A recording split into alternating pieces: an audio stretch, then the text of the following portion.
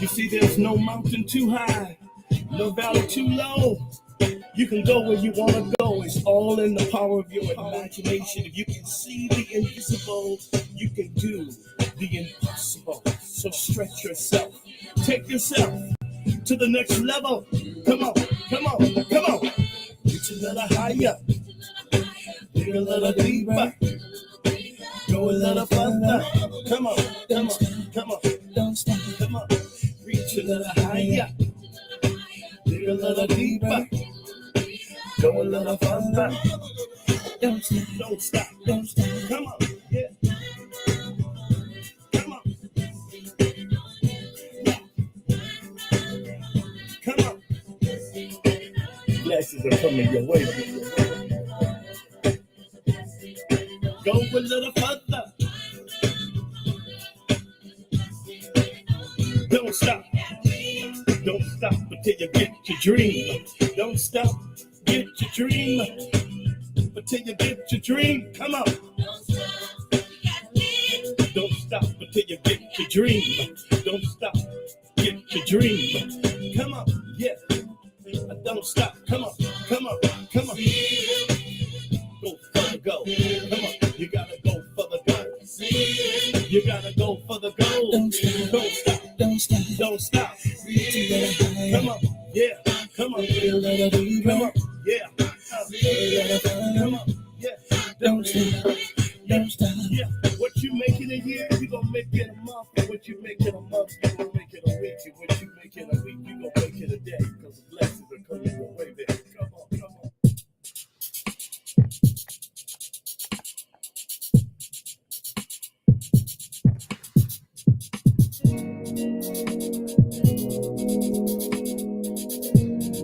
All right, y'all.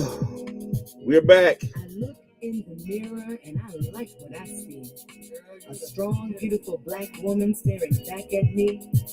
One who's seen a lot of pain and had her share of sorrow, but who never gave up hope for a brighter tomorrow. I've been lied to, cheated on, stolen from and hit, but it just made me stronger and I refuse to quit. That's right. And though I've been tempted, I refuse to stoop to their level. Don't go down. I rose above that nonsense and made a liar of the devil. All right now. The devil who said I wasn't good enough, cute enough, or worthy of love, I kicked his butt with divine power from above. Power that says I can do all things through Christ, which strengthens me and brought me out of darkness so that I could see that I'm smart, I'm beautiful, I'm a child of the King. Abundant love from me he came to bring. Oh yes, when I look in the mirror, I love what I see. That strong, beautiful black woman, that woman is me. 90.7 WTCC. Good morning, good morning, good morning, good morning, good morning. Do me a favor. We're back on our social media networks, at least for right now. So do me a favor, rep your city, rep your town, and let me know where you are chiming in from. And what are y'all cooking for Thanksgiving? What are y'all cooking for Thanksgiving? I want to know what y'all having for Thanksgiving. I'm sure there's going to be a lot of the usual things that are being cooked and prepared. At a typical Black Thanksgiving dinner, I know y'all gonna have some turkey and some dressing and some macaroni and cheese and some potato salad and some sweet potato pies and chocolate cakes and even some of y'all are gonna have some chitterlings. Some chitterlings. Is anybody having chitlins? If you're having chitlins, I see you, Jersey City. I see you, Wit. Good morning. I see you, Chicago. I see y'all having chitterlings. Come on. If you having chitterlings, let me know in the comment section that you're having chitterlings. I don't eat pork. I haven't had swine since '89, so that's not me. But if you're having some chitterlings, let me know you're having. Don't be ashamed. Now, if you're having chitterlings, don't be ashamed you're having chitterlings. All right? Go on, stand up, be counted, and let me know that you having some chitlins. That's all. You know, you ain't got to worry about it. Just go on and say, hey, you know, we having chitlins, and we proud of it. Somebody said no pork on my fork. All right, where are my chitlin eaters? Mother Green said no pork. Okay, chitlins for New Year's. Frida Godfrey said chitlins for New Year's, not for Thanksgiving, for New Year's. I guess you having some black eyed peas too. Um, good morning, Charlotte, North Carolina. Come on, where y'all chiming in from? Let me know where y'all coming in from. Rep your city, rep your town. It is Thanksgiving weekend, and I will also we'll open up the phone lines. And if you got a Thanksgiving wish, something you want to wish for Thanksgiving, let me know. Certainly, want to take your phone calls and hear from you on that front. Prayers go out to Bishop T.D. Jakes, who had a medical situation on Sunday, and of course, people were quick to post the video. You know, I wish we could get to a point where social media is a tool that is beneficial in some ways in terms of spreading the message, getting the word out, organizing, responding to things, speaking truth to power. There are positive ways that you can use it. And there's a lot of negative stuff that happens. Y'all will be on there telling your business, talking about your church members, talking about your own family members, um, having beefs online, all kinds of stuff. And then some of y'all are purveyors of negativity. Um, and there's many people who posted the video of what happened with TD Jakes on yesterday, who have never ever posted TD Jakes prior to that time. Never posted a sermon clip. Notice that. Now, just whatever friends of yours or people you follow, ask them the question. All right, ask them the question. Um, North Carolina in the building. Ask them the question. Raleigh is in the building. Gary is in the building. Charlotte is in the building. North Carolina, all over the place. Um, Ask them, how come you posted this of TD Jakes? You ain't never posted any of his sermon clips ever before.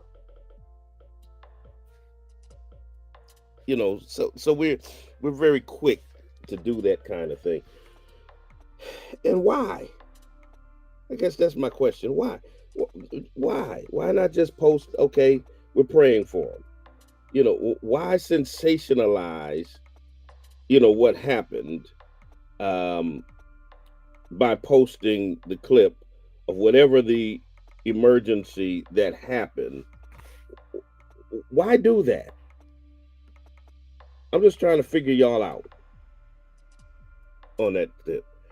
Um, Last year at the Holy Convocation of the Church of God in Christ, um, on official day, and those of you who know anything about the Church of God in Christ, on official day, that's our high and holy day, our Founders Day worship celebration. That's the big highlight of the conference.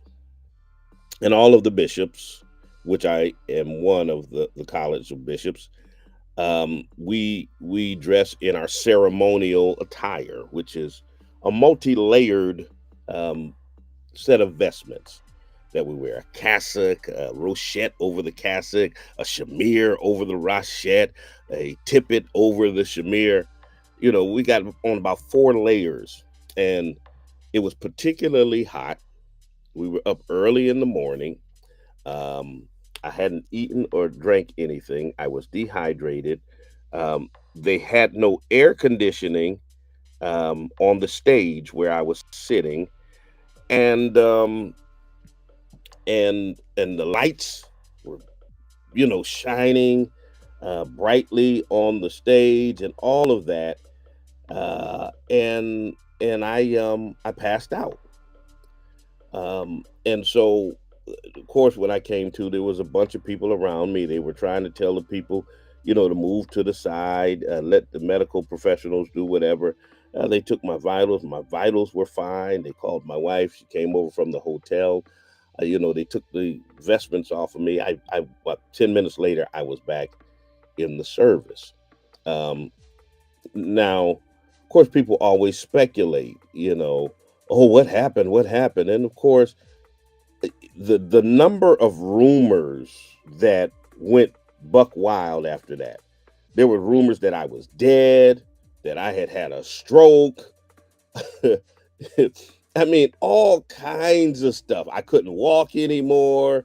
I was in the hospital. I was literally back in the service, sitting in my seat 10 minutes later.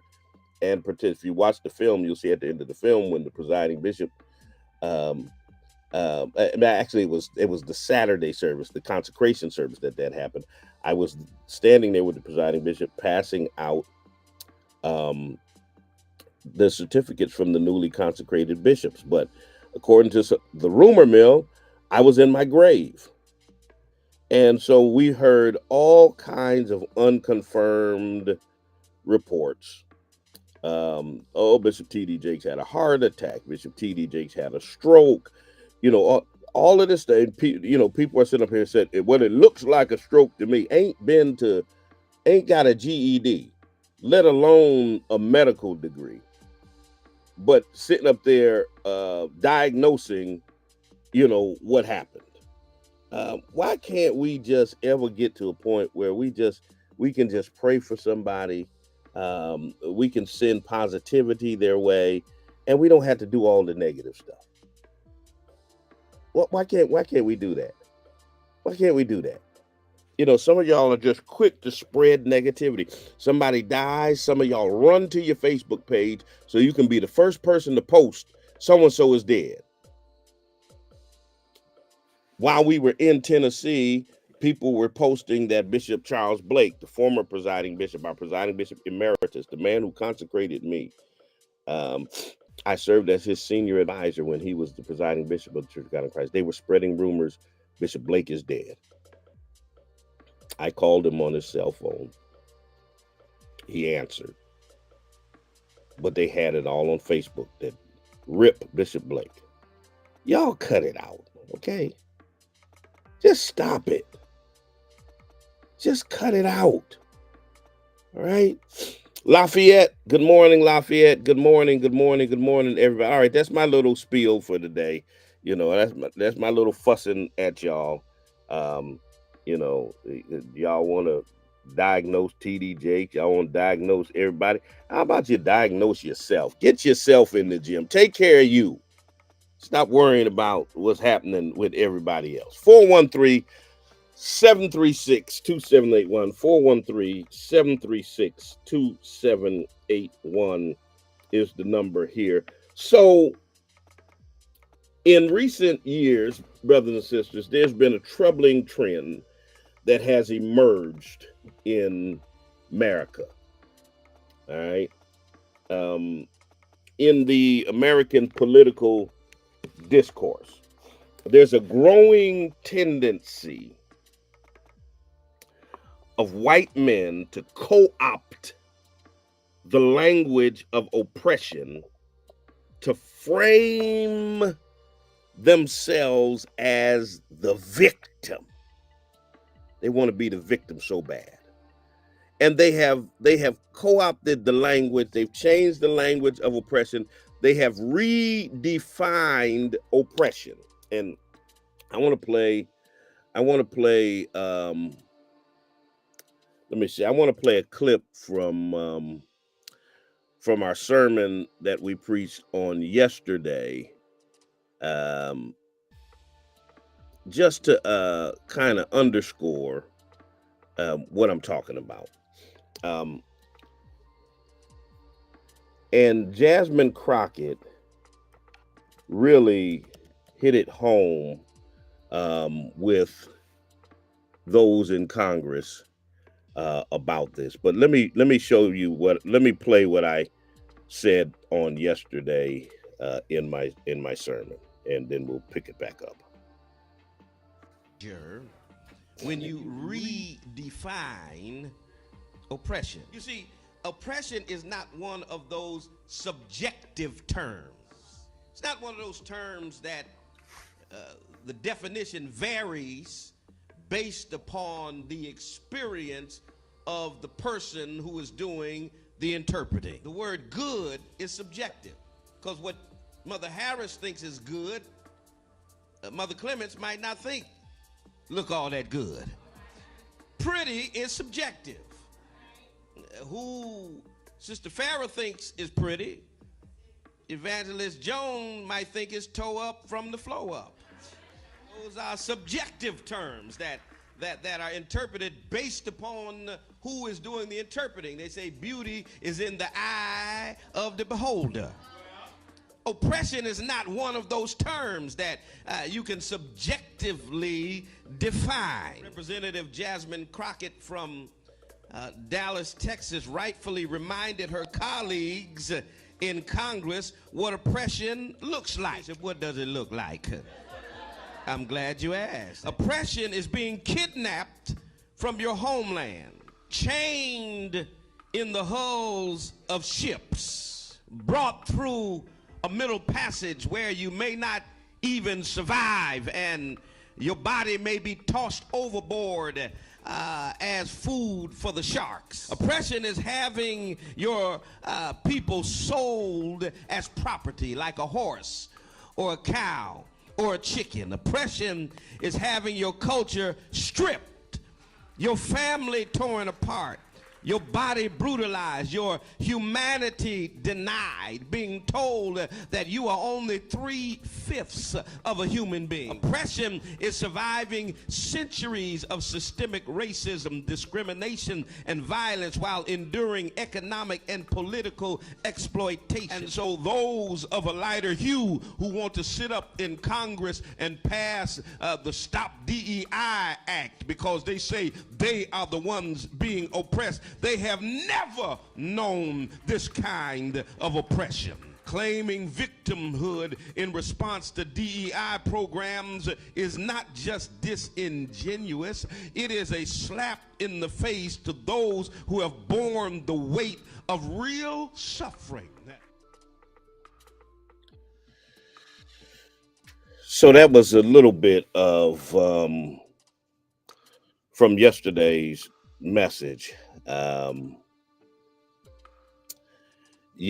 Finding hope in the middle of all of this evil was the title of that sermon, and we'll get that up on podcast.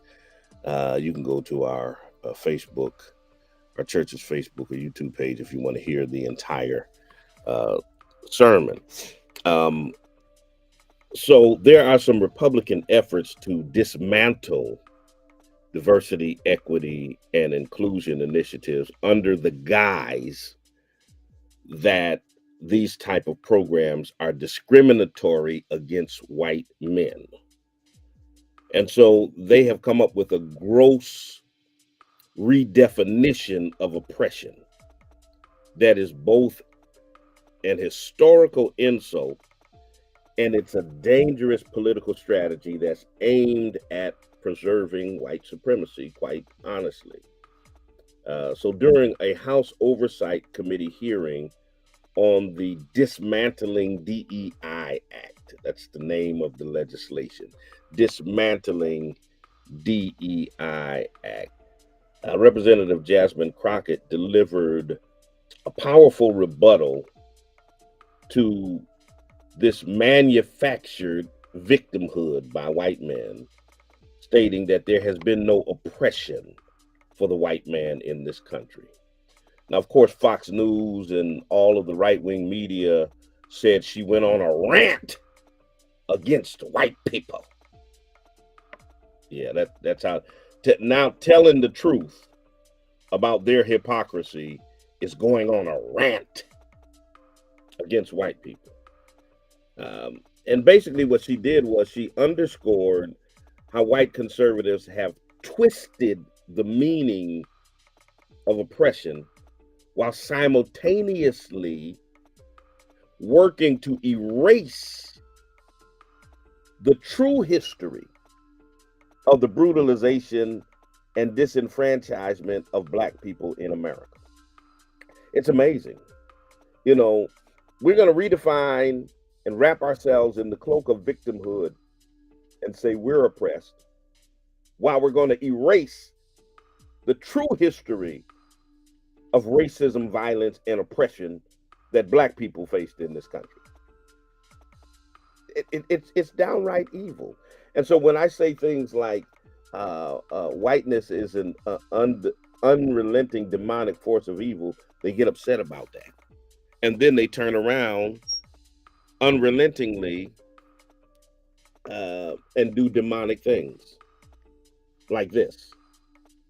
Um, um, and it's a profound hypocrisy for white men to cloak themselves in the mantle of oppression, strictly based on their political motivations and their desire to maintain the status quo.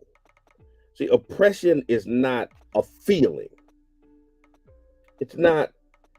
It's not white folks feeling uncomfortable, because that was the whole thing when they started all of the movements toward eradicating black history from being taught in schools. It was because our white children feel uncomfortable hearing about how badly white people treated black folk in America.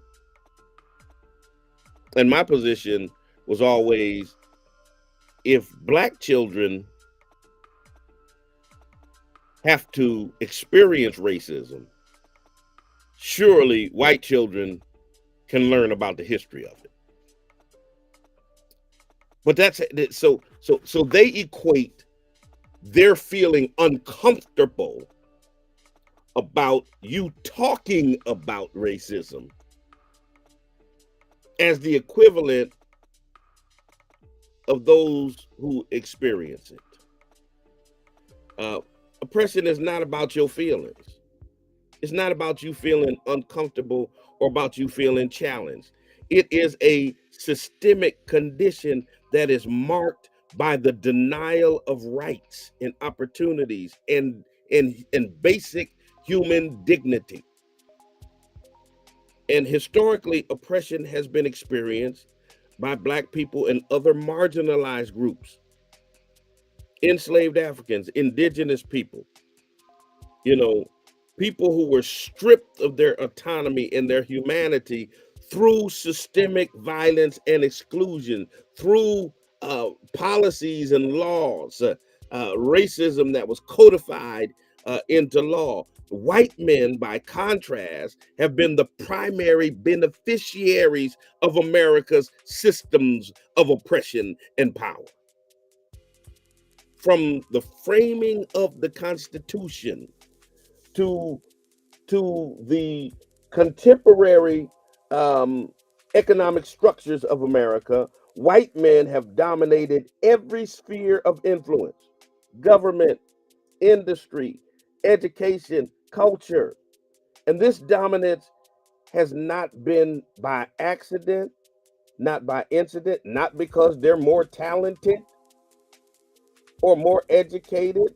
We see how they can fail up to President of the United States. We see how they can be, how a black man can be convicted of one crime and can't get a job at Walmart, but a white man can be convicted of 34 crimes and be president of the United States of America. So this dominance is not accidental. It's not incidental. It was codified into the very fabric of how American society works. And to suggest that white men are now oppressed because of DEI programs that seek to expand opportunities for those who have been oppressed is a staggering act of historical revisionism and hypocrisy. DEI programs do not infringe upon white men's rights. Let's just keep it a buck. They do not infringe on white men's rights. Don't talk to me about merit when qualified and more qualified Black people have been excluded from opportunities simply because they were Black. DEI does not infringe upon white men's rights. They seek to address centuries of systemic exclusion and inequity. Claiming oppression in response to DEI trivializes the real suffering that has been endured by those who have been brutalized, dehumanized, disenfranchised, and excluded for generations. And this entire narrative from the highest levels of power in this nation of white male oppression is not just ignorant, it's politically calculated.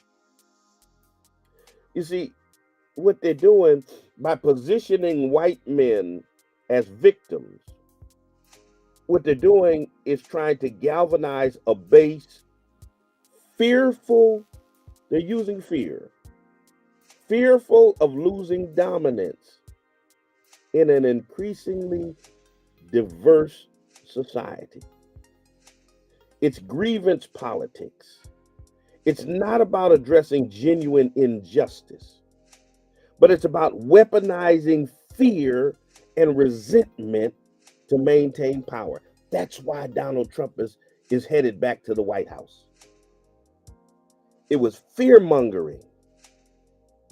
They weaponized the fear of white people that they were losing their country, that they stole from indigenous people, and forced Black people to build on slave labor. It's hypocrisy. And the hypocrisy of this strategy is glaring because the same politicians who decry DEI programs as discriminatory are the architects of policies that actively harm marginalized people. These are the same people that push for voter suppression laws that target Black communities. These are the same people who oppose raising the minimum wage so that people can live off of what they make at work. These are the same people who want to deny health care access to millions. They want to, Barack Obama left office on January 21st, 2017. And they're still trying to repeal Obamacare, still trying to kick 30 million people off the health care rolls. These are the same people who refuse to address systemic racism in policing and in the criminal justice system, who are claiming, woe is me, I'm being discriminated against because DEI. The same people who call you a victim. Stop having a victim mentality. They are embracing victimhood. And it's not rooted in any real loss of rights. It's not rooted in any loss of opportunities, but it's rooted in the discomfort of sharing power. What? Are you telling me as a white man I've got to share power? We've got to let qualified Black men and women have an opportunity for the jobs that were set aside for us for all these years? We're supposed to be the cops and the firemen and the CEOs of businesses, not them. You mean to tell me we have to make it fair for them to compete for the jobs that typically go to us? That's what this is about, ladies and gentlemen. That's what this is about. See, when you are the beneficiaries of white supremacy, justice all of a sudden seems like it's discriminatory. That's what this is about. And a key component of this manufactured oppression is the erasure of America's true history of oppression. They want to ban books. They want to restrict discussions about race in the classroom. They want to rewrite history to downplay slavery. They want to sanitize the horrors that were inflicted on Black people in America. And so Representative Crockett and Representative Presley rightly noted that this historical erasure enables the misuse of words like oppression. Because without an accurate understanding of slavery, of segregation, of redlining, of systemic racism, of mass incarceration, the context for the programs like DEI gets lost. I want you to understand that. If people don't have an understanding of the historical roots of racial subjugation and oppression in America, then they don't have a context for why there needs to be DEI programs. And without a context for why there should be DEI programs, they say, hey, yeah, this is discrimination against white people. And then, of course, you have crazy people like Amber Rose and Candace Owens and Jason Whitlock and other Black people who will stand up and agree with this. Yeah, the only people being discriminated against are white people. You actually have Black people saying this kind of ignorant stuff. And see, the implications of redefining oppression are far-reaching. It's not a small thing. It delegitimizes the struggles of those who have faced actual oppression. It mocks the memory of our ancestors, of our enslaved ancestors who were torn from their homes, who were subjected to unimaginable brutality, who were denied their very humanity. It trivializes the experiences of Black Americans who fought for civil rights in the face of systemic violence and exclusion. And I know they say, get over it. I said in church yesterday, it's amazing how they mock Juneteenth and say we ought to get over it. And we shouldn't be celebrating Juneteenth about the freedom that we gained in 1865. Yet every year they shoot off fireworks all over America and celebrate their freedom from 100 years before in 1776. How come we got to forget about 1865, but y'all can remember 1776? Y'all not telling people to forget about the Holocaust. You're not telling people to forget about the Revolutionary War or World War I or World War II. You're not telling people to forget about 9/11. But whenever it comes to remembering what Black people have been through in these yet to be United States of America, you always want us to forget about it. You want to erase it. You want to pretend it didn't happen. It's undermining efforts to create a more equitable society.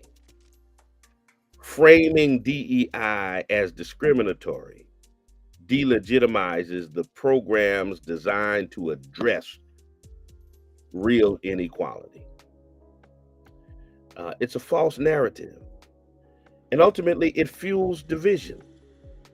It pits white men against marginalized groups. It fosters resentment and resistance to efforts to bring about justice. And rather than building a society where everyone has an opportunity to thrive, it entrenches a zero-sum mindset that sees equality as a threat rather than a shared goal. Bottom line, brothers and sisters, white men in America are not oppressed. I dare somebody to put that in the comment section. White men in America are not oppressed. Okay? And to claim otherwise is to deny history. It is to distort reality. It is to undermine the struggle for justice. True oppression is not losing unearned privilege. It's being denied the basic rights and dignity as a human being, which is what white men have long done to black people in this nation. And we got to put this dangerous myth of the oppression of white men to rest. We got to confront the truth of the history of America. Reject these false narratives of victimhood. And we got to commit to building a society where equity is not feared, but it's embraced. Don't let them define oppression. Don't let them define anything for us. We've got to employ the tenet of Kuji Chakalia. Name ourselves, define ourselves. We can't let them define oppression. Oppression is systemic, institutionalized disenfranchisement. It's not mere discomfort at loss of unearned privilege. Okay? There's a difference. There's a difference. Systemic, institutionalized disenfranchisement is different from feeling uncomfortable because I lost privilege that I did not even earn.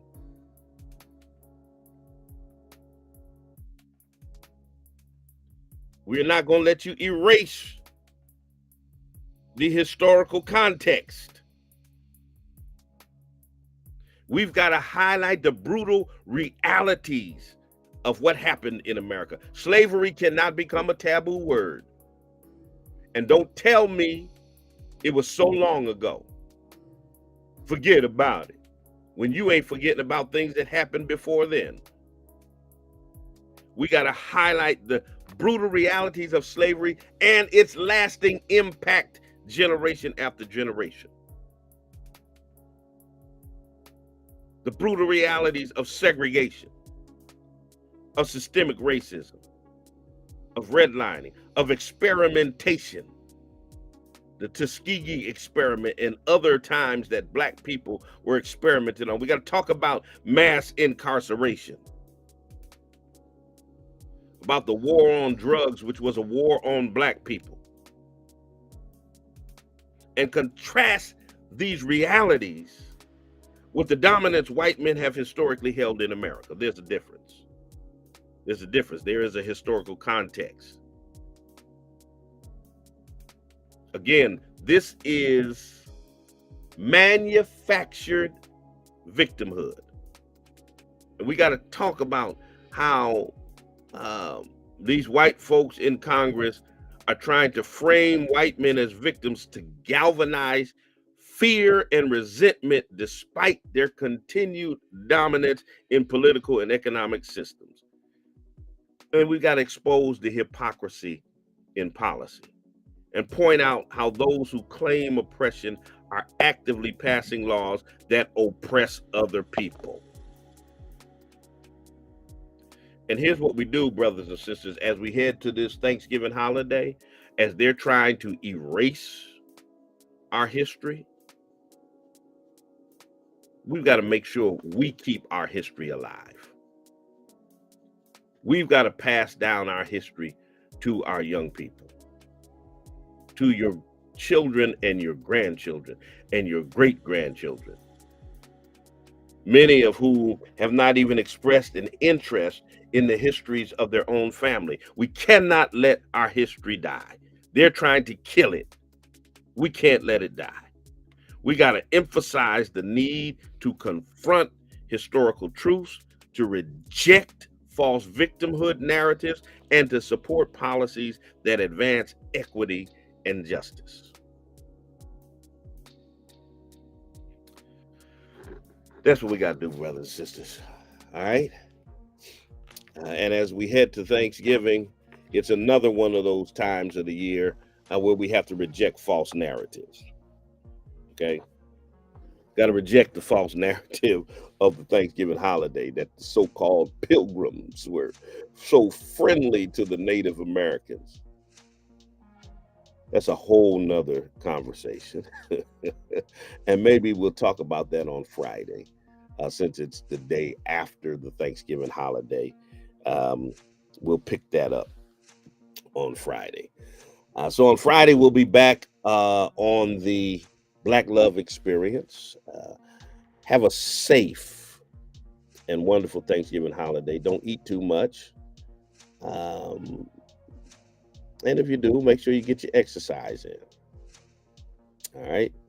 Work it out. Work out the day before. It'll still be burning calories on Thanksgiving Day. I'm going to get a good workout in. I usually do Tuesday, Thursday. I'm going to work out today and Wednesday, so that my Wednesday workout will burn some of the calories of what's happening on Thursday. I started out, when I first started, our social media was having some problems about those who were going to have some pork, who were going to have chitterlings. Y'all can put it in the comment section after I'm off the air. If you're having chitlins, let me know you're having chitlins. I don't eat pork, but I want to know who's eating chitlins on this week. Listen, Wednesday evening at 7 p.m., at the Spring of Hope Church of God in Christ, 35 Bishop Talbert Swan Way, Alden Street, right there at Six Corners. We'll be having our Thanksgiving service at 7 p.m. So if you're not doing anything, stop on by and worship with us for the Thanksgiving holiday. And if you're looking for a place to worship, check us out on Sunday morning. Every Sunday morning, our 10 o'clock a.m. starts our Sunday school, and then at 11 o'clock a.m. is our morning worship experience, prayer, praise, and preaching, always building better tomorrows by changing lives today.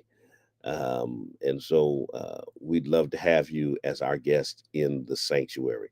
Have a wonderful Thanksgiving holiday. Don't eat too much. Don't put no raisins in the potato salad. None of that stuff. Try not to eat too much sweet potato pie. And until the next time I talk to you and you talk to me, always remember, God loves you, and so do I. Peace and blessings.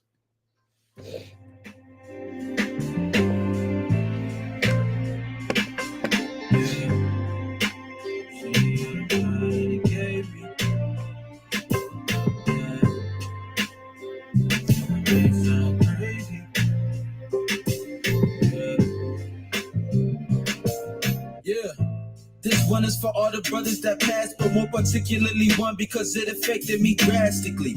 I remember my sister gave me the call and I was in awe. Matter of fact, it felt the farthest from reality.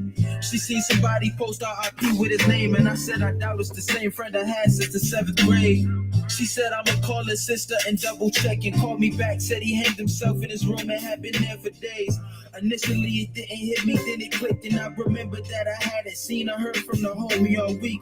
Wish he had told me what had him feeling lonely and weak. I guess everybody got demons we don't even speak of, cause I was with him exactly a week before the call. Just under 20, he couldn't even purchase alcohol. My best friend for like 6 or 7 years. I'm not ashamed to say I shedded plenty tears, but it was hard. He was somebody I had plenty memories with. The first person I ever burned in the trees with. The worst feeling is knowing that you would leave us and all this grievance without a reason. We are the first people to ever believe in me. When it came down to it, you knew you could call me if you needed me. Cause that information I wouldn't have ever imagined. It's sad thinking about it. I ain't happy that it happened, but it made me. There was plenty times when I thought that it would drive me crazy. But looking back on it, now I see all the time that it gave me. I learned more about why I am who I am on the daily. I know it makes sense.